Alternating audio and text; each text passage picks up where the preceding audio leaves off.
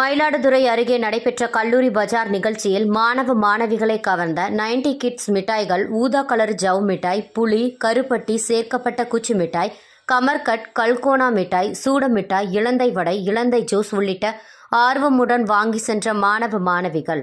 மயிலாடுதுறை மாவட்டம் மயிலாடுதுறை அடுத்த மன்னன் பந்தல் தனியார் கல்லூரியில் ஊரக நகர்ப்புற வாழ்வாதார இயக்ககம் சார்பில் கல்லூரி பஜார் நிகழ்ச்சியை மயிலாடுதுறை மாவட்ட கூடுதல் ஆட்சியர் திரு முகமது சபீர் ஆலம் துவக்கி வைத்தார்.